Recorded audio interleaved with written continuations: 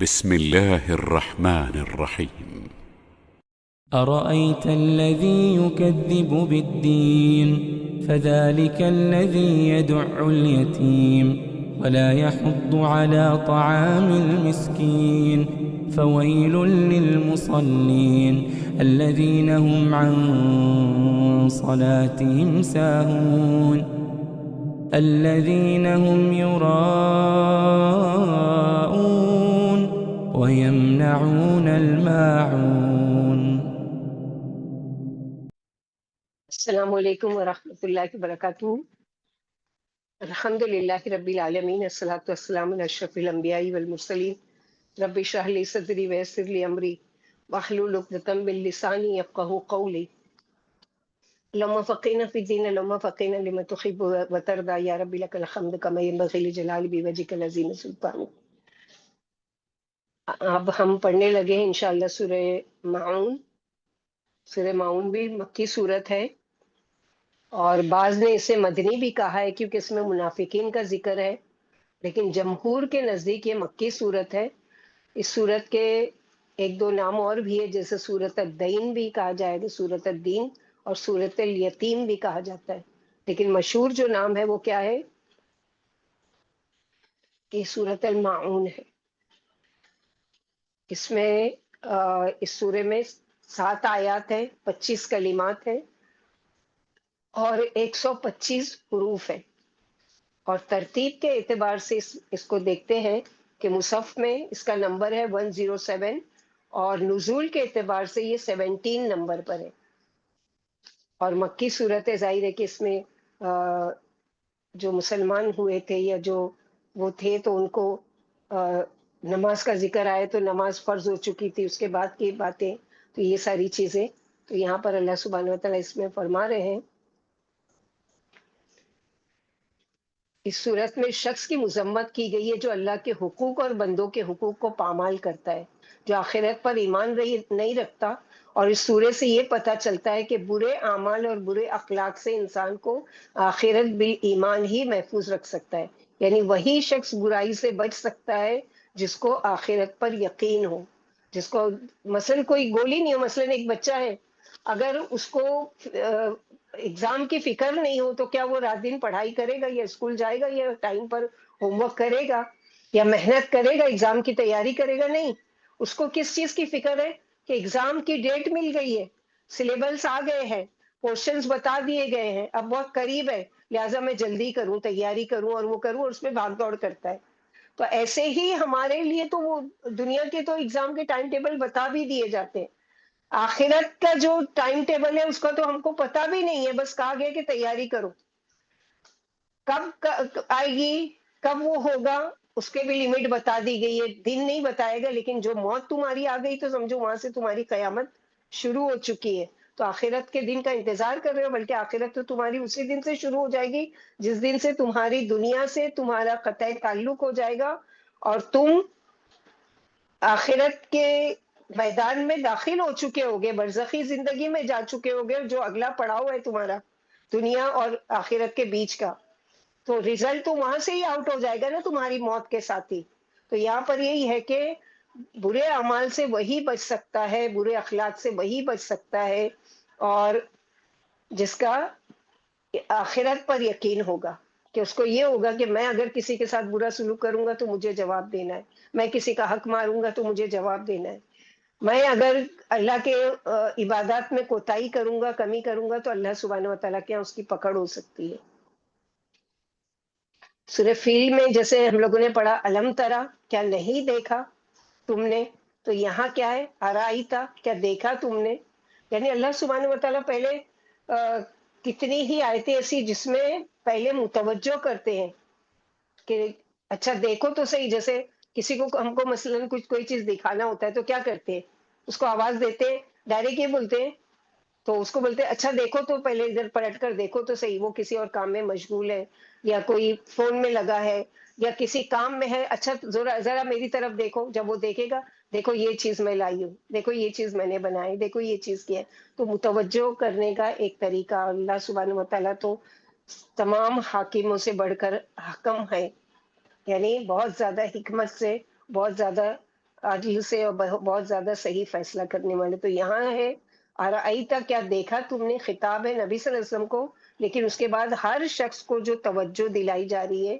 جیسے کوئی بڑی بات یا بڑی چیز آپ کو نظر آتی ہے تو ساتھ میں جو کوئی بھی ہو اس کو آپ بڑے حیرت اور تعجب سے کہتے ہو، دیکھو دیکھو کیا دیکھا تم نے، کیا دیکھو کہ کیا یہ چیز کیا ہو رہا ہے، دیکھو بادل کیسے وہ ہو رہا ہے، دیکھو بجلی کیسے کڑک کری، کیسی بڑی بڑی چیزوں کو اتنی حیرت سے ہی ہم لوگ وہ کرتے ہیں نا.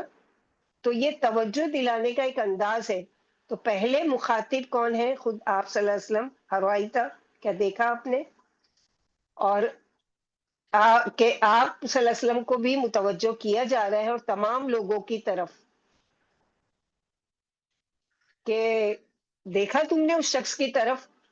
کون ہے وہ شخص جو جھٹلاتا ہے جزا و سزا کے دن کو، یعنی جو اللہ سبحانہ و تعالیٰ نے اس کے لیے دن مقرر کیا.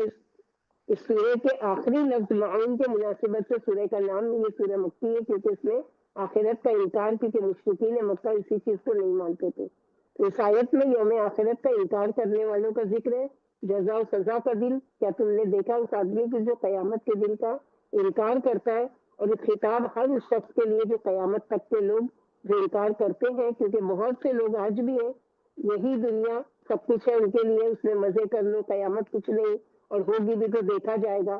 اس طرح جنت جہنم کا انکار یہ تو زبانی انکار ہے.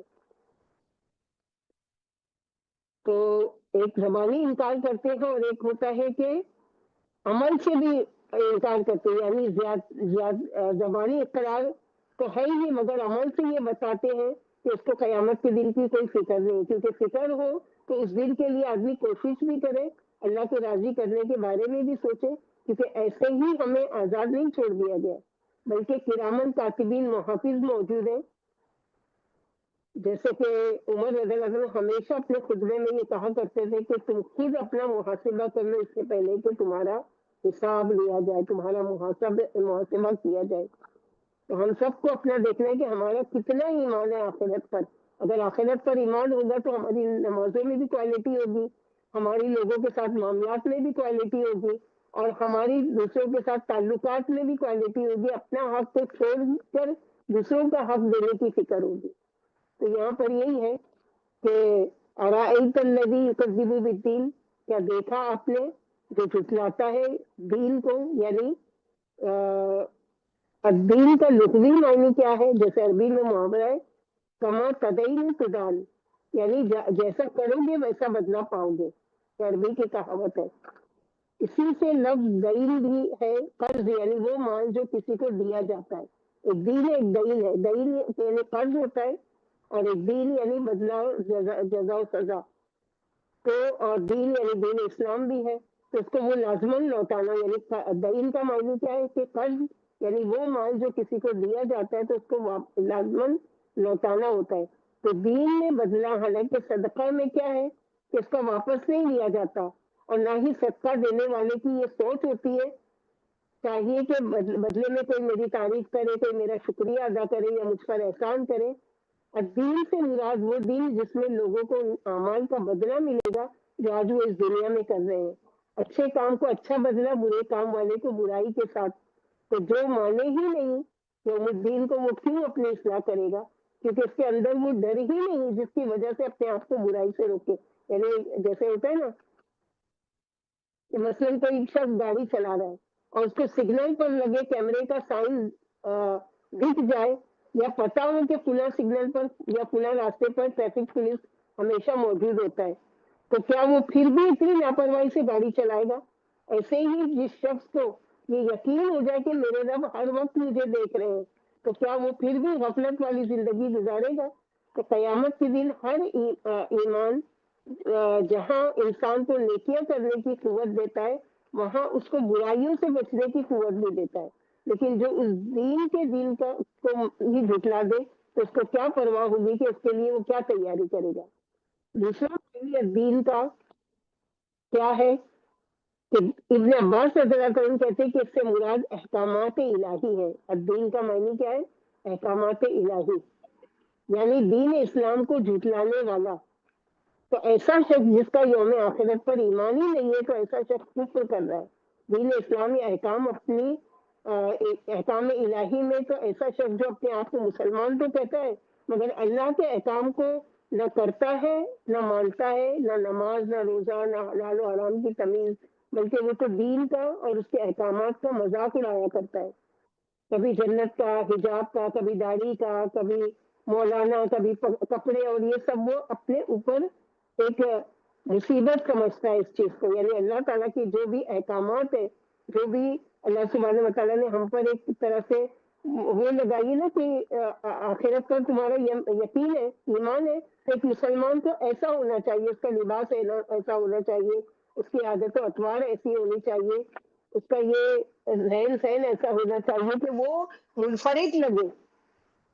اسلام ایک مسلمان عورت یا مسلمان مرد ایک عام لوگوں سے الگ لگے، اس کا لائف اسٹائل الگ نظر آنا چاہیے کہ لوگوں میں لگے الگ کہ وہ ایک مسلمان ہے. تو آپ نے اسے بھی دیکھا جو جزا کو جھٹلاتا ہے. تو یہاں پر وہی ہے، اور اس جزا کو جھٹلانے کے لیے یعنی جو قیامت کو، زندگی بعد الموت کو، ثواب و عذاب کو نہیں مانتا اور آپ کو جھٹلاتا ہے، یعنی اللہ تعالیٰ کی باتوں کو بھی جھٹلاتا ہے، قرآن کو بھی جھٹلاتا ہے، اور اللہ کے رسول صلی اللہ علیہ وسلم کی بات بھی نہیں مانتا، رسولوں کو بھی جھٹلاتا ہے. تو یہ سارے ہی اس میں آ جاتے ہیں دین میں، یعنی ساری چیزوں کو جھٹلانے والا. کیونکہ ہمارا دین ہی مکمل نہیں ہے جب تک ارکان الاسلام پر، ارکان الایمان پر ہمارا ایمان نہ ہو. آمنت باللہ و ملائکتی و کتبی و رسلی والیوم الآخر والقدر خیرہ و شرہ، یہ 6 چیزوں پر ہمارا ایمان ضروری ہے. اگر اس میں سے کسی ایک پر بھی ہمارا ایمان ہے اور باقی 5 پر نہیں تو بھی مسلمان نہیں، 5 پر ایمان ہے اور ایک پر نہیں ہے تو بھی مسلمان نہیں. تو ایک مسلمان ہونے کے لیے کیا ہے، یہ 6 ارکان ایمان اور پھر ارکان اسلام جو آتا ہے اس کو پریکٹیکلی کرنا، یعنی کلمہ شہادت پڑھنا، اس کے بعد نماز، روزہ، حج، زکوٰۃ، یہ ساری چیزوں کا ادا کرنا. تو یہ ساری چیزوں کا انکار کرنے والا یا کرتا تو ہے، لیکن یہ ہے کہ بے دلی سے اور بہت سمجھ کر یا وہ کر کے. تو انما الاعمال بالنیات، اللہ سبحانہ و تعالیٰ کو بہتر پتہ ہے نماز تم کس نیت سے پڑھ رہے ہو، روزہ تم کس نیت سے رکھ رہے ہو، قرآن تم کس نیت سے پڑھ رہے ہو، سارے کام جو اللہ تعالیٰ کے احکامات ہیں وہ کس نیت سے تم کر رہے ہو، یہ اللہ سبحانہ و تعالیٰ کو اچھی طریقے سے پتہ ہے. تو نمبر 1 پر تو یہ کرتا ہے کہ وہ کیا کرتا ہے کہ روزے جزا کے دن کو جھٹلاتا ہے. کیونکہ اگر اس کو یقین ہوگا تو وہ سارے اعمال کس کے لیے کرے گا، اس دن کے لیے کرے گا. وہ لوگوں سے بدلہ نہیں چاہے گا کہ میں نے کھانا کھلایا، مثلا کوئی میری تعریف کر دے، کوئی فوٹو کھینچ کر میرا وہ اخبار میں دے دے یا سوشل میڈیا پر وائرل کر دے، یہ سب چیز نہیں. وہ اس کو چھپ کر کرے گا کیونکہ اس کو صرف اللہ سے بدلہ چاہیے. جیسے کہ تمام رسولوں کا ایمان تھا، وہ کیا کہتے تھے اپنی دعوت کے کام پر، جب لوگ ان کو تانا دیتے تھے کہ یہ تو چاہتے ہیں کہ ان کو بدلہ ملے، عزت ملے، دنیا کی شہرت ملے، تو وہ کیا کہتے، لا اسألکم علیہ اجر ان اجری الا علی رب العالمین، ہم کو تم سے کچھ بدلہ نہیں چاہیے، ہم کو تو اپنے رب سے بدلہ چاہیے. تو جو دین پر یقین رکھنے والا ہے، جو آخرت پر یقین رکھنے والا ہے، اس کا ایمان کیسا ہوگا کہ وہ کسی سے دنیا میں کوئی چیز کا بدلہ چاہے گا ہی نہیں کہ اس کے بدلے میں کوئی میرا شکریہ ادا کر دے یا کوئی میرا احسان تلے دبا رہے، نہیں چاہیے. جیسے سورہ بقرہ میں پڑھ چکے ہیں نا کہ الذین ينفقون فی سبیل اللہ ثم لا یتبعون منا ولا اذى لهم اجر عند ربهم ولا خوف علیہم ولا هم يحزنون، کہ وہ نہیں چاہتے کہ کوئی ہمارا احسان مانے، وہ کرے، وہ تو کھلاتے ہیں لوگوں کو. انما نطعمکم لوجہ اللہ لا نريد منکم جزاء ولا شکورا، ہم تم سے نہ جزا چاہتے ہیں کہ تو بدلے میں تم ہم کو کھلاؤ، اور نہ ہم یہ چاہتے ہیں کہ وہ ہمارا اصل میں یقین نہیں نا آخرت پر. ہم چاہتے ہیں کہ جو کچھ ہم کر رہے ہیں ہم کو دنیا میں مل جائے. وہ دیکھو میرے وہاں آئی تھی، میں نے اس کی اتنی مہمانداری کی، اب میں گئی تو کیا اس نے کھلایا، یہ کیا کیا ہم نے یہاں، یہی کہ یہی بدلہ چاہا.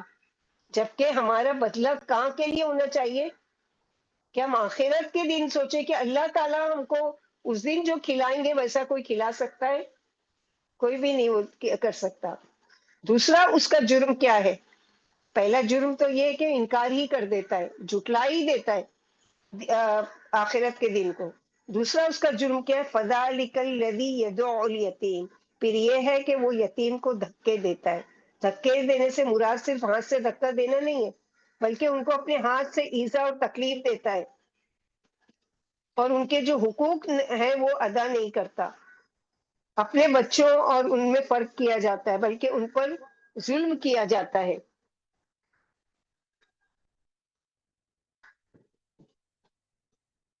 اور بلکہ ان پر ظلم کیا جاتا ہے. نبی صلی اللہ علیہ وسلم نے فرمایا، میں اور یتیم کی کفالت کرنے والا جنت میں اس طرح ساتھ ساتھ رہیں گے کہ وہ گھر اس معاشرے کا سب سے اچھا گھر جس میں کسی یتیم بچی یا بچے کی پرورش کی جاتی ہے اور ان کے ساتھ اچھا سلوک کیا جاتا ہے، یا ان کے ماں باپ مالدار تھے تو ان کا مال بھی نہیں کھانا چاہیے، جیسے پھر بقرہ میں پڑھ چکے یہ سلولہ کا یتیم کل ہوا اذن، یعنی وہ کیا ہے کہ نبی صلی اللہ علیہ وسلم خود بھی یتیم تھے، اسی لیے سورہ دوحہ میں فرمایا نا کہ یتیم کو کیا ہے دھکے مت دو. یعنی وہاں پر آپ صلی اللہ علیہ وسلم کو کہ آپ پر اللہ تعالیٰ نے فضل و کرم کیا، آپ پر مہربانی کی، اب بدلے میں آپ کیا کیجئے کہ یتیم کے ساتھ آپ اچھا سلوک کیجئے. یعنی کیسے کہ فَأَمَّا الْيَتِيمَ فَلَا تَقْهَرْ، یعنی یتیم کے ساتھ پھر آپ کیا کیجئے، اچھا سلوک کیجئے. یتیم کو یعنی پرورش جیسے اللہ کے نبی صلی اللہ علیہ وسلم نے یہاں پر بتایا. تو یہاں جو بتایا گیا ہے کہ یتیم کی تعریف، کون یتیم ہوتا ہے؟ بلوغت سے پہلے جس کا باپ فوت ہو جائے. ماں کے فوت ہونے پر کوئی یتیم نہیں ہوتا، بلوغت کے بعد اب وہ یتیم نہیں، اب وہ باپ کی شفقت، محبت، چاہت سے محروم ہو گیا. اور یہ اتنا بدبخت سنگین انسان ہے کہ بجائے یتیم کے ساتھ شفقت محبت سے پیش آنے کے اس کو دھتکارتا ہے، جسے دھکے دیتا ہے. جیسے ابھی ہم لوگوں نے پڑھا کہ سورہ دوحہ میں آپ صلی اللہ علیہ وسلم کو تعلیم دی گئی کہ یتیم کو تقہر یعنی ان کی عزت افزائی کیجیے. ایک آدمی نے اپنے دل کی سخت ہونے کی شکایت کی تو آپ صلی اللہ علیہ وسلم نے فرمایا، اگر تم دل کو نرم کرنا چاہتے ہو تو مسکین کو کھانا کھلاؤ اور یتیم کے سر پر ہاتھ پھیرو. ابو درداء رضی اللہ عنہ کہتے ہیں کہ یتیم کو اپنے سے قریب کرو، اسے اپنے ساتھ کھلاؤ، اس سے تمہاری دل نرم ہوں گے اور تم اس سے اپنی حاجت پالو گے. بخاری کے حدیث میں بیوہ اور مسکین کے لیے بھاگ دوڑ کرنے والا مجاہد فی سبیل اللہ کی طرح ہے، یا اس شخص کی طرح ہے جو رات بھر قیام کرتا ہے اور دن کو روزے رکھتا ہے. تو ہر یعنی حقوق العباد ادا کرنے میں بھی اللہ تعالیٰ کی رضا و خوشنودی، کہ اس سارے کام سے کیا ہے اللہ سبحانہ و تعالیٰ راضی ہوتے. یعنی یتیم کو دھتکارتا ہے، ناحق اس کا مال کھا جاتا ہے، اس کے ساتھ اس سے سلوک نہیں کرتا، نہ اسے کھلاتا ہے، خود تو کیا کھلائے گا دوسروں کو بھی کھلانے کا شوق نہیں دلاتا. جیسے کہ سورہ فجر میں ہم لوگ پڑھ چکے کہ کلا بل لا تکرمون الیتیم ولا تحاضون علی طعام المسکین، یعنی ایسا ہرگز نہیں، بلکہ بات یہ ہے کہ تم یتیموں کی عزت ہی نہیں کرتے اور دوسروں کو بھی محتاجوں کو کھلانے کی رغبت نہیں دیتے. تو ہمارے لیے اس میں کیا سبق ہے کہ ہم یتیم خانے میں ڈیگ بنوا کے بھیج دیے مہینے میں سال میں ایک دفعہ تو یتیم کا ہم نے حق ادا کر دیے؟ نہیں، بلکہ کرنے کا کام کیا ہے کہ ان کی کسی نہ کسی، اور سب سے پہلے شروعات کرنا ہے اپنے خاندان میں سے. اگر کوئی یتیم ہو گیا، اپنے قریبی رشتے دار میں سے کوئی ہو گیا ہے، یتیم ہو گئے ہیں، بیوہ ہو گئی ہے، اس کی بیوی اور بچے چھوٹے چھوٹے ہیں، اب ماں ہے اکیلی، وہ کچھ کام جانتی نہیں ہے، وہ کفالت کر نہیں سکتی، تو خاندان والے جو صاحب حیثیت ہے ان کو چاہیے کہ ان کی کفالت کی ذمہ داری لے. اچھا ٹھیک ہے، میں اس کے بچوں کی فیس بھر دوں گی، تم اس کے وہاں راشن پہنچا دیا کرنا، تم اس کے یہ بیماری کا علاج کرا دینا، تم اس کے گھر کا کرایہ اور الیکٹرک کا بل دے دینا. اس طرح سے ہی آپس میں کمیونٹی ہو سکتی ہے. ایک یتیم کی کفالت ایک خاندان مل کر آرام سے کر سکتا ہے، ایک یتیم کا گھرانہ، ایک بیوہ کا گھرانہ. تو اس کی بہت بڑی فضیلت ہے، اور اللہ سبحانہ و تعالیٰ نے بہت زیادہ، اور اللہ کے نبی صلی اللہ علیہ وسلم تو یہ کام ڈھونڈ ڈھونڈ کر کرتے تھے. یعنی آپ صلی اللہ علیہ وسلم کے پاس خود لوگ آتے بھی تھے اس چیز کا سوال لے کر، اور آپ صلی اللہ علیہ وسلم خود اس چیز کو، ابو بکر صدیق بھی اسی چیز کے اس پر یعنی قائم تھے ہمیشہ. تو یہاں پر اللہ سبحانہ و تعالیٰ یہ فرماتا ہے کہ خود بھی نہیں کھاتا ہے اور کیا کرتا ہے، کھلاتا ہے یتیم کو. ولا یحض علی طعام المسکین، یعنی فذلک الذی یدعو الیتیم ولا یحض علی طعام المسکین، یعنی خود بھی نہیں کھلاتا اور مسکین کے کھانا کھلانے پر रग़बत भी नहीं दिलाता, खुद भी नहीं करता और दूसरों को भी इस चीज़ की तरफ नहीं उभारता। और ना ही ये किसी मिस्कीन को खाना देने पर उकसाता है, ना खुद खिलाता है, मगर किसी को करता हुआ देखकर उसको भी मना करता है।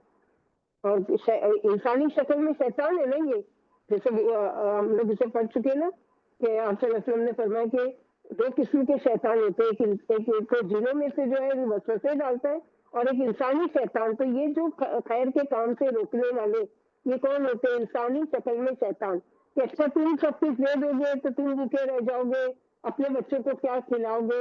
हादसा में ये आयत भी पढ़ चुके ना, मिस्कीन वो गरीब फकीर जो वाकई मोहताज हो। नबी सल्लल्लाहु अलैहि वसल्लम ने फरमाया मुस्तहिक हो इमदाद का उनकी मदद की जाए, जो अपने किसी मुसलमान भाई की मदद में मसरूफ होता है, अल्लाह उसके काम में मसरूफ हो जाते हैं। उसमें गरीब अमीर का कोई फर्क नहीं है। क्या है वो हदीस कि अल्लाह ताला उसके काम में लग जाते हैं? ये सब हदीस करके याद करके सब भूल चुके। वल्लाहु फी कौनिल वल्लाहु औनिल फी अब्द। औनिल अब्दी मा कानल अब्दी फी औनिल अखी। माशाल्लाह फीकी, माशाल्लाह तबारकल्लाह।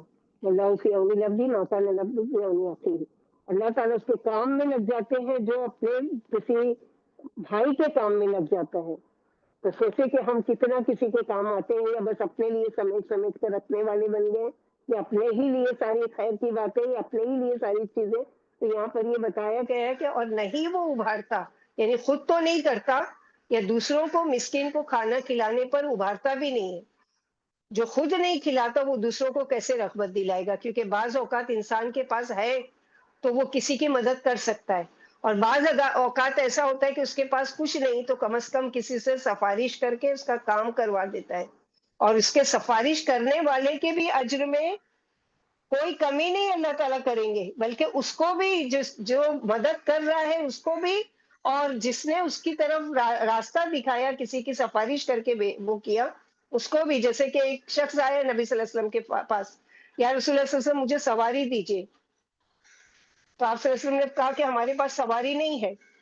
तो दूसरा एक शख्स वहां मौजूद था, या रसूलल्लाह क्या मैं बताऊं उस शख्स को के बारे में कि जो इसको सवारी फराहम कर सकता है? तो आप सल्लल्लाहु अलैहि वसल्लम ने फरमाया ज़रूर, अद्दालु अलल खैरि कफ़ाइलिही, खैर की तरफ बुलाने वाला या खैर की तरफ सिफारिश करने वाला या खैर की सिफारिशी बनने वाला ऐसा ही है जैसे कि खुद उसने वो काम किया। लेकिन ऐसा शख्स जो आखिरत को झुठलाता है, यतीम को धक्के देता है, मिस्कीन के खिलाने पर यानी इनकरेज नहीं करता, मिस्कीन वो जिसके पास अपनी ज़रूरियात पूरी करने के लिए कोई चीज़ ना हो, कमाता तो है मगर बहुत सी ज़रूरियात पूरी नहीं कर पाता। जैसे हम लोग कई दफा ये मिसालें देख चुके हैं ना, मसलन वो घर का अगर किराया भर देता है तो बच्चों के खाने का नहीं है, बच्चों के खाना खिलाने का, उनको पढ़ाने का नहीं है, घर में कोई मरीज है उनके इलाज के लिए नहीं है, कुछ ना कुछ कमा रहा है लेकिन उसकी जरूरत नहीं पूरी हो रही है। तो ऐसों की मदद करना और ढूंढ ढूंढ कर करना, और सबसे पहले अपने रिश्तेदारों में से, जैसे कि पढ़ चुके सूरह दहर में, वही युतिऊन अत्तआम अला मिस्कीन व यतीम व असीरा। तो वहां पर भी यतीम के लिए इसीलिए कहा गया ना, ये सारी चीजें बार बार रिपीट हो रही हैं हम लोगों को याद दिलाने के लिए कि तुम कहाँ हो, अभी तक तुमने ये काम शुरू किया या नहीं किया। नहीं है तो अब शुरू कर दो, अगर तुम्हारा यकीन है आखिरत के दिन पर। इस काम में जल्दी करो और देरी नहीं करो, इससे पहले कि तुम्हारा भी आखिरत का दिन आकर खड़ा हो जाए तुम्हारे लिए, यानी मौत आ जाए, और फिर तुम कहो कि अब मैं करूं। जैसे कि सूरह मुनाफिक के आयत नंबर 10 में अल्लाह ताला ने फरमाया ना, जब किसी पर मौत के बेहोशी तारी हो जाती है, तो सबसे ज्यादा जो चीज की तमन्ना वो करेगा वो क्या चीज है? कि काश के मुझे मोहलत मिलती कि मैं कुछ सदका कर देता, कुछ सदका अपने हाथों से कर देता। तो क्यों उसको ये हसरत होगी? ये नहीं कि अल्लाह ताला थोड़ी मोहलत दो कि मैं, मेरी नमाज रह गई थी मैं नमाज पढ़ लूं, और मेरा रोजा रह गया था मैं वो उसको पूरा कर लूं, या मेरा ये काम है, या वसीयत लिखना बाकी था मैं कर लूं। नहीं, वो सारी चीजें नहीं।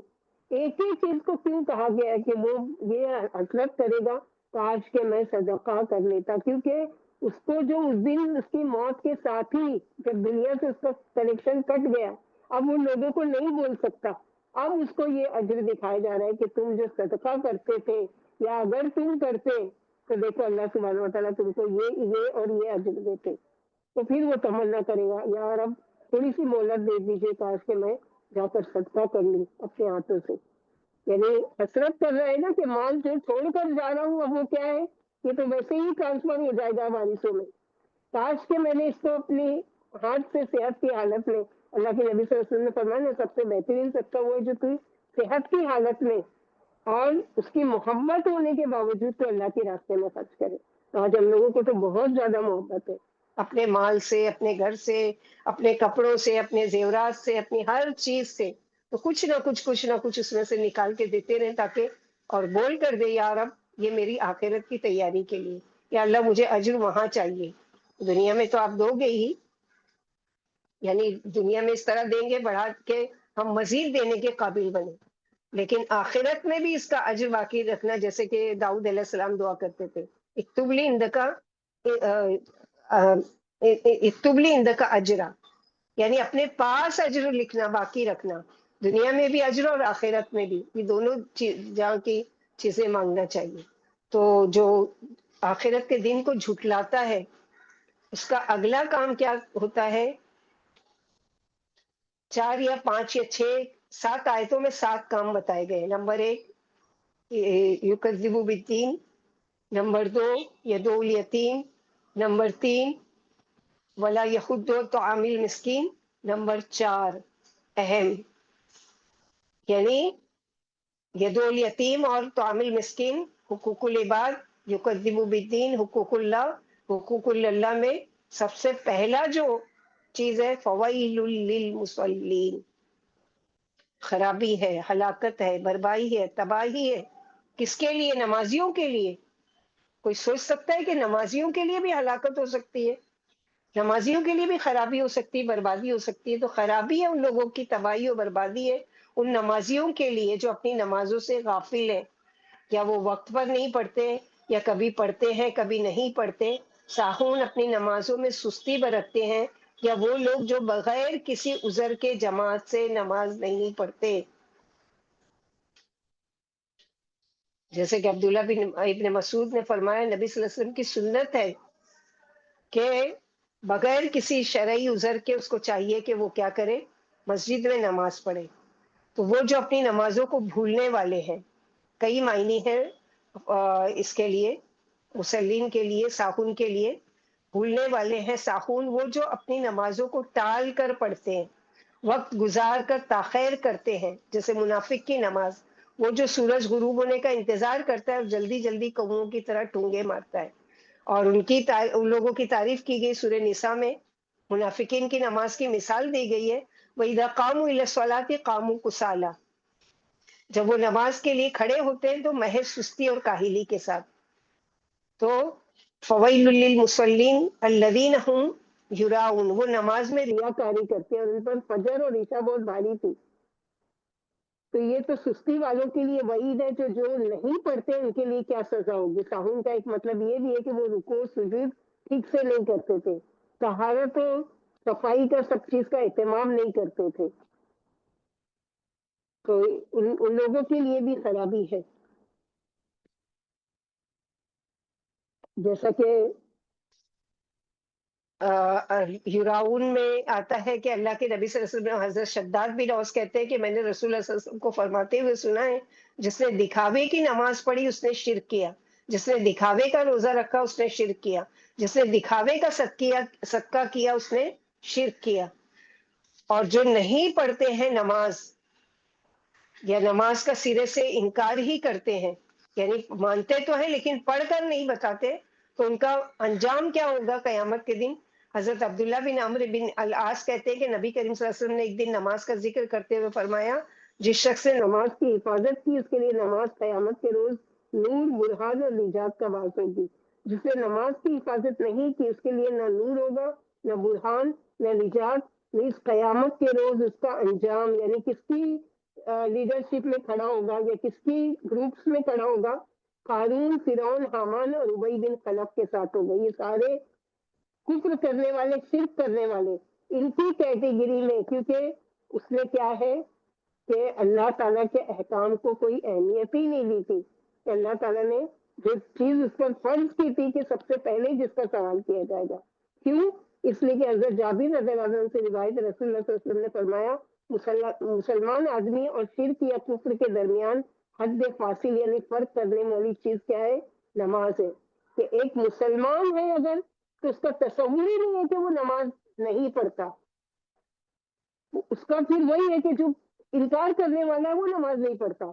تو تم تو وہ تو زبان سے انکار کر رہا ہے کہ اللہ کو ہی نہیں مانتا، تو کس کے لیے نماز پڑھے؟ لیکن تم تو دعویٰ کرتے ہو کہ تم اللہ کو مانتے ہو، تو پھر اللہ کی کیوں نہیں مانتے؟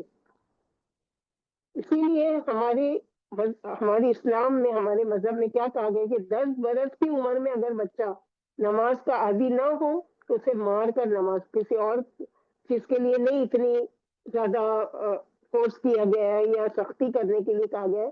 حضرت عمر اپنے باپ شعیب سے اور شعیب اپنے دادا عبداللہ بن عمرو بن عاص سے روایت کرتے ہیں، رسول اللہ صلی اللہ علیہ وسلم نے فرمایا جب تمہارے بچے 7 برس کے ہو جائے تو انہیں نماز پڑھنے کا حکم دو. جب 10 برس کے ہو جائے نماز باقاعدگی سے نہ پڑھے تو نماز پڑھانے کے لیے انہیں مارو. پلیز 10 برس کی عمر کے بچوں کو علیحدہ علیحدہ بستر پر سلاؤ. اور یہ کون کرے گا؟ یہ مرد حضرات تو نہیں کریں گے.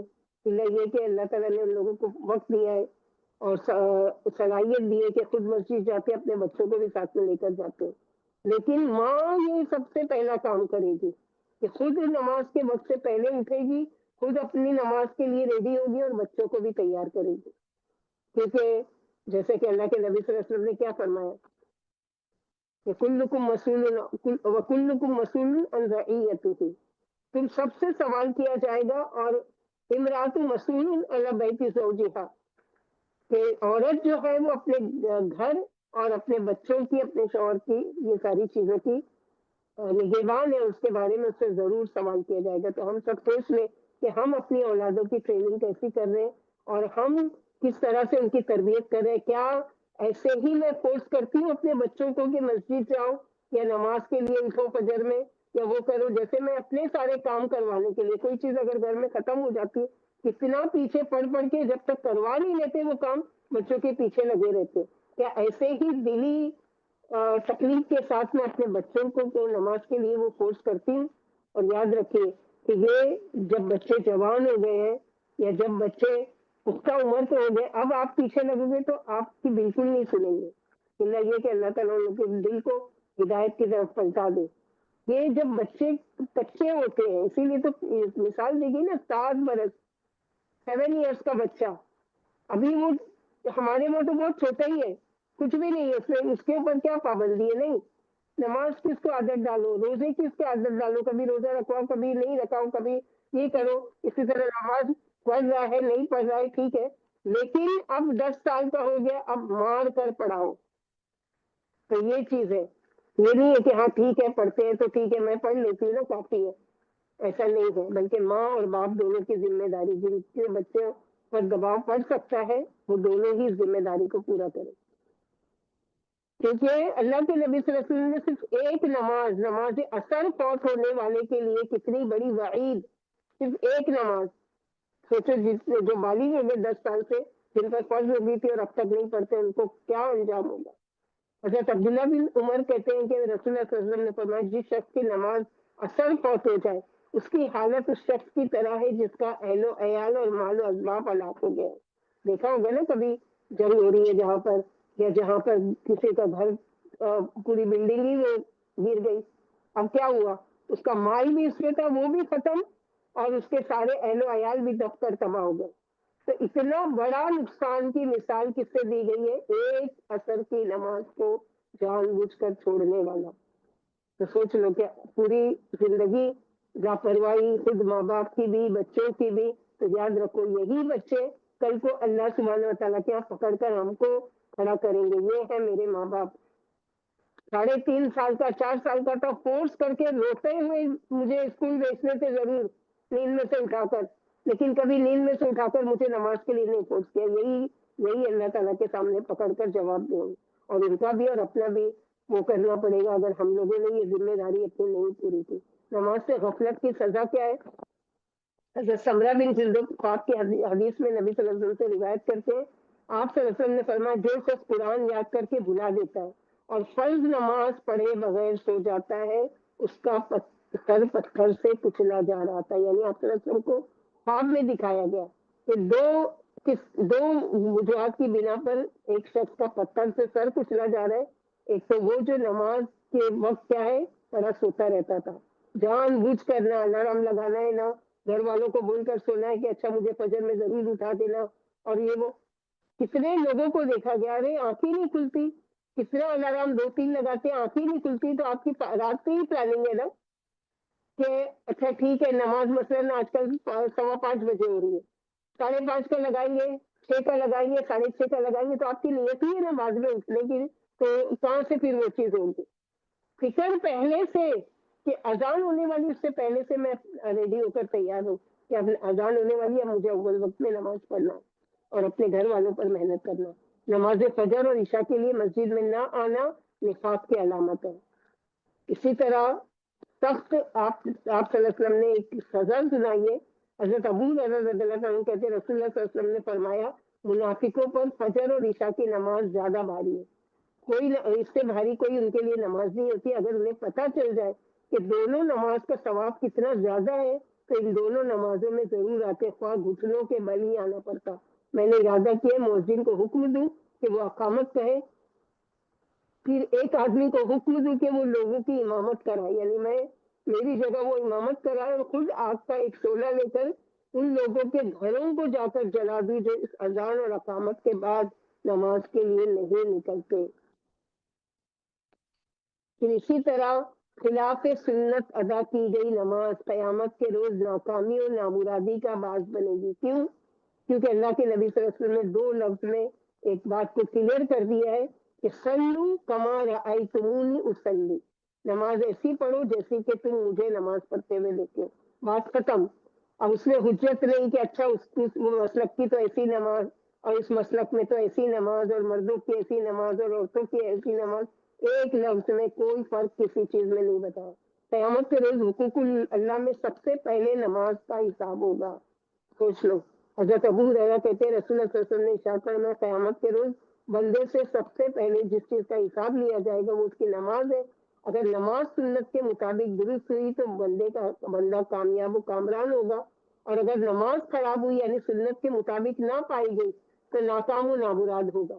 اگر بندے کے فرائض میں کچھ کمی ہوئی تو رب تعالیٰ فرمائیں گے میرے بندے کے نامہ اعمال میں دیکھو کوئی نفل عبادت ہے، اگر ہوئی تو نوافل کے ساتھ فرائض کی کمی پوری کی جائے گی، پھر اس کے تمام اعمال کا حساب اسی طرح لیا جائے گا۔ یعنی زکوٰۃ دیتا تھا، اب دیکھو زکوٰۃ میں تھوڑی کچھ کمی ہو رہی ہے، دیکھو اس نے کچھ صدقہ کیا تھا اس کو اس سے کور کرو۔ تو اسی لیے صرف ہم کو فرض نماز تو کسی بھی حالت میں، مرتی حالت میں بھی پڑھنا ہی پڑھنا ہے۔ یہ بول ہی نہیں سکتے کہ نہیں میرے سے نہیں پڑھی جا رہی ہے، میں بیمار ہوں، میرے جسم پہ پٹی لگی ہے اور زخم میں ہو رہی ہے، اور وہ کچھ بھی ہو جائے، موت تو نہیں آئی ہے نا، اس سے بڑی چیز وہ نہیں ہے، اور کوئی چیز نہیں ہو سکتی مصیبت۔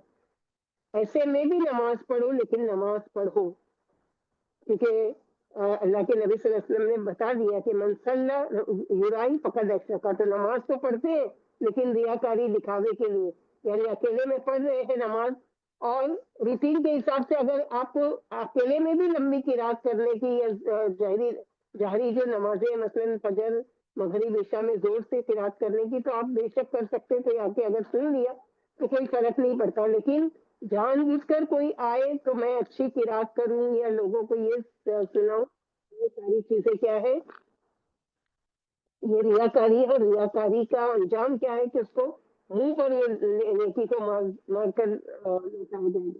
ایک حدیث میں جہنم میں ایک میدان ہے جس سے جہنم بھی روزانہ 400 بار پناہ مانگتی ہے، میدان امت محمدیہ کے ریاکار علماء کے لیے، ریاکار خیرات کرنے والوں کے لیے، ریاکار حاجیوں کے لیے اور ریاکار مجاہدوں کے لیے۔ علماء حفظ نہ ملتا، یہی وہی ہے۔ عمر بن مرہ کہتے ہیں کہ ہم ابو عبیدہ کے پاس بیٹھے ہوئے تھے کہ ریا کا ذکر آیا، ایک شخص ابو زید بولا میں نے ابن عمر سے سنا، وہ کہتے تھے میں نے رسول اللہ صلی اللہ علیہ وسلم سے سنا، آپ فرماتے تھے جو سنانے کے لیے عمل کرے گا اللہ لوگوں کو سنا کر اس کو عذاب دیں گے۔ کہ یہ دیکھو یہ اس نے فلاں کام اس لیے کیا تھا لہذا سن لو، اور پھر اس کو اجر کچھ نہیں ملے گا، اسے سب کے سامنے ذلیل کر دیں گے۔ اگر کسی کا کوئی عمل لوگوں کو معلوم ہو گیا جس کی وجہ سے مثلاً بعض مرتبہ آپ کر رہے ہو لیکن آپ نہیں چاہتے، آپ کی نیت نہیں ہے کہ کوئی دیکھے، لیکن اگر کسی نے دیکھا اور جس کی وجہ سے اسے خوشی ہوئی، یعنی آپ کو خوشی ہوئی کہ کسی کو پتا چلا، تو یہ ریاکاری میں داخل نہیں ہے۔ ابو رضی اللہ عنہ کہتے ہیں میں نماز پڑھ رہا تھا، اتنے میں ایک شخص آ گیا، اس کے آنے سے مجھے خوشی ہوئی، اس شخص کے بارے میں نے آپ سے پوچھا کہ کہیں یہ تو نہیں کہ مجھے خوشی ہوئی اس کو دیکھ کر کے مجھے دیکھ رہا ہے وہ نماز پڑھتے ہوئے، تو آپ صلی اللہ علیہ وسلم نے فرمایا تمہیں دوہرا اجر ملے گا، یعنی پوشیدہ عمل کا بھی اور ظاہر کا بھی، یعنی تمہاری نیت جو تھی کہ تم چھپا کر رہے تھے لیکن کسی نے دیکھ لیا، تو اب دونوں کا تم کو اجر ملے گا۔ اور غافل نماز کی تاریخ، یعنی سعد بن ابی وقاص فرماتے ہیں میں نے رسول اللہ صلی اللہ علیہ وسلم سے ان نمازیوں کے بارے میں پوچھا جو اپنی نماز سے غافل ہے، فرمایا وقت نکال کر نماز پڑھنے والے مراد ہے، یعنی یا تو سرے سے نماز پڑھتے ہی نہیں، یا وقت شرعی کے بعد پڑھتے ہیں، یا اول وقت میں نہیں پڑھتے۔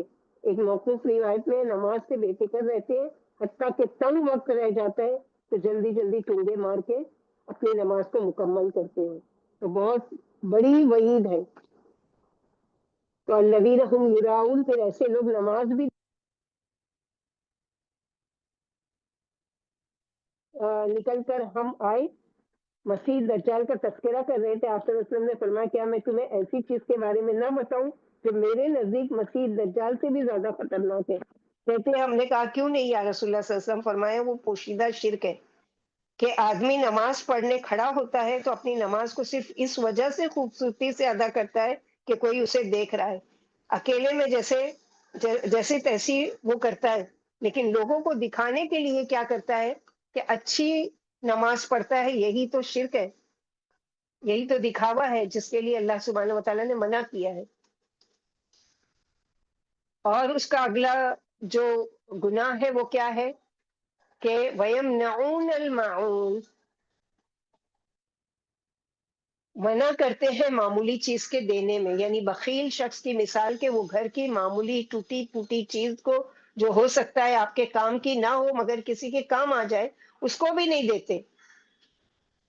یعنی جیسے کہ ہمارے پڑوسی میں مثلاً ہے تو اچھی خاصی حیثیت کے مالدار بھی ہے سب کچھ ہے، لیکن کوئی چیز ایسی کبھی ہو جاتا ہے کہ ایک نمک کی کمی ہو جاتی ہے، مثلاً ختم ہو گیا نمک، اب ایمرجنسی میں کوئی لا کے دینے والا نہیں ہے، اب وہ پڑوسی سے مانگتی ہے لیکن وہ بھی اس کے دیکھ کر منہ ناک ٹیڑھا کرتی ہے، کیا اس کے پاس نمک بھی نہیں ہے، یہ بھی مانگنے چلی آتی ہے۔ یہ ساری چیزیں تو اس چیز سے بچنا چاہیے، بلکہ مدد کرنا چاہیے، کیونکہ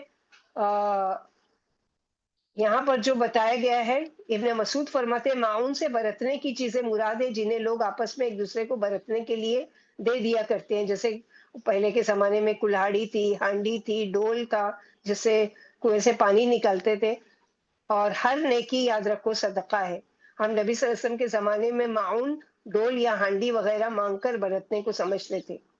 ابن عباس رضی اللہ عنہ فرماتے یعنی گھریلو سامان، تو وہ منع کرتے ہیں، روک لیتے ہیں معاون کو، روزانہ کی استعمال کی معمولی چیزوں کو، وہ چیزیں جن کے دینے سے آپ کا نقصان نہیں ہوتا، آپ کا کچھ جاتا بھی نہیں ہے، تو جو شخص جو چھوٹی چیز نہیں دے سکتا وہ بڑی چیز کیسے دے گا؟ مثلاً بعض مرتبہ یہ ہوتا ہے کہ جیسے پہلے، اب تو خیر بہت فیسلٹی ہو گئی، پہلے کے زمانے میں لوگ پانی بھر بھر کے رکھتے تھے، اب کبھی ایسا ہوا کہ وہ بیچاری نہیں اٹھ سکی، پانی نہیں بھر، اب آپ کے پاس اسٹور کیا ہوا ہے لیکن آپ اس میں کنجوسی کرتے ہو کہ ایک دو انڈا دے دیں گے یا بالٹی دے دیں گے یا وہ دے دیں گے تو کم ہو جائے گا، اور 10 بات سنا کے کیا اٹھ نہیں سکتی تھی ٹائم پر، کیا یہ نہیں کر سکتی تھی، وہ ساری چیزیں دی لیکن بڑے بے دلی سے بات سنا کر کے یہ ساری چیزیں اس میں آتی ہے معاون کے منع کرنے میں۔ جیسے کہ حدیث میں آتے آپ صلی اللہ علیہ وسلم نے اپنے ایک صحابی کو دیکھا، کعب، ابی بن کعب کو دیکھا کہ وہ مسجد نہیں آ رہے، پوچھا کعب کہاں ہے، پتہ چلا کہ وہ بیمار ہے، تو آپ صلی اللہ علیہ وسلم ان کی عیادت کے لیے چلے گئے۔ جب آپ صلی اللہ علیہ وسلم نے انہیں دیکھا تو کہا کعب خوش ہو جاؤ، بیماری گناہوں کو جھاڑتی ہے، انسان اللہ کے قریب ہوتا ہے۔ تو ان کی ماں سن کر بڑی خوش ہو گئی، وہ کہنے لگی کعب جنت مبارک ہو۔ آپ صلی اللہ علیہ وسلم نے فرمایا کہ اللہ پر قسم ڈالنے والی کون ہے؟ پھر آپ صلی اللہ علیہ وسلم نے فرمایا اے ام کعب، تمہیں کیا پتا، شاید काब ने बेमकसद बात की हो, लग़्व या ऐसी चीज रोक ली हो जो उसे गनी ना करती हो। यानी मामूली चीज अगर किसी को नहीं दी तो हो सकता है कि वो जन्नत में जाने से रोक दिया जाए। अकरमा कहते हैं कि माउन का आला दर्जा ज़कात देना है। अदना दर्जा कोई शख्स सामान मांगे तो उसे इनकार ना करे। मुरव्वत का हर काम माउन है, किसी को देखकर मुस्कुरा देना, मामूली एक घूंट पानी पिला देना, किसी की हल्की फुल्की मदद कर देना, कुछ भी नहीं लगता हमारा, मगर उससे भी मना कर देते हैं या करते ही नहीं है। तो ये सारी चीजें के कोई अगर हमारे पास मदद के लिए आए, बाज दफा होता है ना कि आप अकेले जा रहे हो गाड़ी में या रिक्शे में या किसी में, अब कोई है बस स्टॉप पर खड़ा हुआ है या तकलीफ से चल रहा है, आप क्या करें, आप उसी रास्ते पर जा रहे हो, आओ बैठ जाओ। तो ये भी क्या है, अपने एक इसकी इस्तेमाल की चीज में इसको शरीक ठहराया, यानी उसको साथ बिठा लिया, उसको अपने साथ उसकी मदद कर दी। तो ये भी अल्लाह सुब्हानहू व तआला को पसंद है। तो छोटी से छोटी, मामूली से मामूली चीज या बड़ी से बड़ी चीज भी क्या है, यानी इल्ला ये कि ऐसी चीज बाज़ मर्तबा होती है कि जो कीमती चीज होती है। अब तो नहीं है खैर ये रिवाज, लेकिन पहले के शादी होती थी तो शादी के जोड़े भी मांग लेते थे और जेवर भी मांग लेते थे और ये सारी चीजें भी, और वो सब अब तो खैर ऐसा नहीं है, अल्लाह का शुक्र है अल्हम्दुलिल्लाह। तो ये सारी चीजें, तो पहले के लोगों के दिल इतने बड़े थे, अच्छा मेरा जेवर ले पहन के चले जाओ, अच्छा ये मेरा कपड़ा बहुत जोड़ा बहुत अच्छा है पहन के चले जाओ। उनके दिल बड़े होते थे। घर छोटे थे लेकिन दिल बड़े। आज घर बड़े, दिल छोटा हो गया। तो ये सारी चीजों में खास तौर पर अपने पड़ोसियों के बारे में तो बिल्कुल भी नहीं वो करना चाहिए कि कोई अगर हमारे दरवाजे, तो अल्लाह का शुक्र अदा करें कि ये अल्लाह ताला ने इसको उसकी जरूरत के लिए भेजा है। यानी अल्लाह ताला ने सबसे पहले अल्लाह का शुक्र कि मुझे इस काबिल बनाया कि मेरे पास वो चीज मौजूद है कि मैं उसकी मदद कर सकूं। माल से है, चीजों से है, किसी भी चीज से। अच्छा मशवरा देना भी क्या है, ये भी है माउन में से, ये भी सदका है।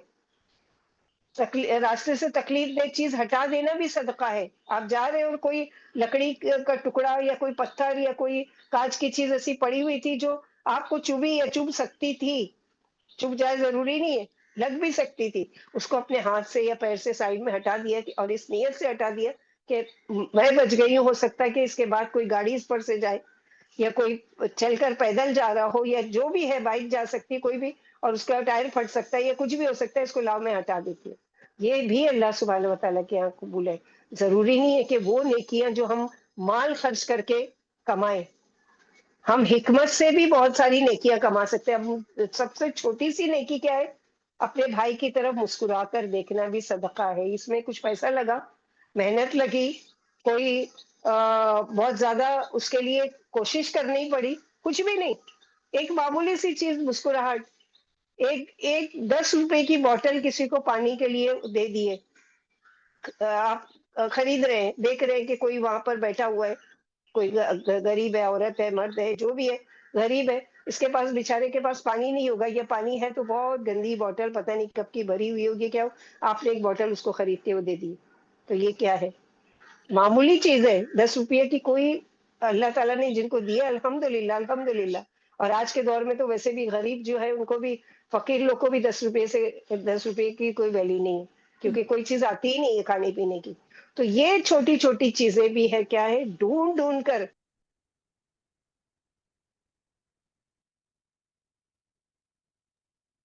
रास्ते में चलते हुए ढूंढे ऐसी नेकियां। अच्छा कहाँ पर, यहाँ पर मैं कुछ दे दूं, यहाँ पर मैं कुछ कर दूं, ऐसा कुछ है मैं ये कर लूं। अच्छा हम ये क्यों, इसलिए कि वो मौका अल्लाह ताला ने आपको दिया, उसके बाद आपको मौका मिलेगा या नहीं है। कई जगह ऐसी है जहाँ आप कभी नहीं जाते पलट कर, कई जगह ऐसी है कि फिर कभी वो लोग नहीं आपसे मिलेंगे। तो अब क्या है कि वो मौका जो अल्लाह ताला ने दिया है, उस मौके से फायदा उठाकर क्या है, कुछ ना कुछ कर लेना चाहिए। जो भी अल्लाह ताला हैसियत दे, जो भी तौफीक दे, सब कुछ के लिए नहीं, अल्लाह ताला ने मिम्मा रज़क़नाहुम युनफिकून, अल्लाह ताला ये नहीं कहते कि सब कुछ लुटा के और खुद आके सड़क पर बैठ जाओ, नहीं। मिम्मा, मिन प्लस मा, मिन यानी से, मा यानी जो, तो जो तुमको दिया है उसमें से कुछ दे दो, कुछ दे दो। कितना खूबसूरत और कितना, यानी रहीम रहीम करीम गनी हमीद हमारा रब है, कि ये नहीं है कि तुम्हारे पास मसलन 1 लाख रुपया है तो उसमें से 50,000 तुम दे दो गरीबों को और 50 अपने पास रखो, नहीं। 1 लाख में से कितना निकालो? 2.5%, 2.5%। ये भी हम लोगों को भारी है। तो ऐसी चीज नहीं है, जरूरी नहीं है। अभी हम लोगों ने जो हदीस पढ़ी ना कि अल्लाह अल्लाह सुब्हान व तआला क्या फरमाएंगे कि फर्ज में कुछ कमी रह गई है तो देखो नवाफिल की तरफ, तो ये सारी जो नेकियां है ना जमा करने की, ये कयामत के दिन हमारे बैलेंस को कायम करने के लिए, वजन को बढ़ाने के लिए, मीज़ान को भारी करने के लिए। फ़अम्मा मन थक़ुलत मवाज़ीनुहु फ़हुव फ़ी ऐशतिन रादिया व अम्मा मन ख़फ़्फ़त मवाज़ीनुहु फ़उम्मुहु हाविया। सोच लो, किस चीज़ से हमारा पल्ला भारी होगा, क्या नेकियों से या फिर गुनाहों से? इस चीज़ का हम सबको मुहासिबा करना चाहिए। अल्लाहुम्मा हसिबना हिसाबन यसीरा या रब। अल्लाहुम्मा इन्नी अऊज़ु बिका मिन अल्लाहुम्मा इन्नी अऊज़ु बिका मिन ख़िज़्यि दुनिया व अज़ाबिल आखिरह। अल्लाह ताला से हमेशा तौफीक मांगा करें। या रब, आपके हुकूक तो बेहतर तरीके से हमको अंजाम देने की आप तौफीक दो ही। अल्लाहुम्मा आइन्नी अला ज़िक्रिका व शुक्रिका व हुस्न इबादतिक। हुस्न इबादतिक का तरीका तो सुझा ही दो और वो तरीका बता ही दो जो आपको पसंद आने वाला है। उसके अलावा या अल्लाह अपनी मखलूक के फायदे का बना दो या रब, कि हम लोगों के फायदे के बन जाएं, कि आपने उनसे नहीं चाहा कि वो आपके हक में दुआ करे, लेकिन उनका दिल खुश हुआ और वो आपके हक में दुआ करे। कहाँ तक जाकर ये नस्लों तक वो दुआ चलेगी, पता है आपको? क्योंकि गरीब लोग जो होते हैं ना, बड़े दिल के होते हैं। अल्लाह ताला आपको खुश रखे, अल्लाह ताला आपके बच्चों को खुश रखे, अल्लाह ताला आपकी नस्लों में कभी गरीबी नहीं आने दे, अल्लाह ताला आपकी नस्लों में कभी किसी को भी ऐसी ऐसी बड़ी बड़ी दुआएं देते हैं, क्योंकि वो बड़े दिल के होते हैं। आपने छोटी सी चीज उनको दी,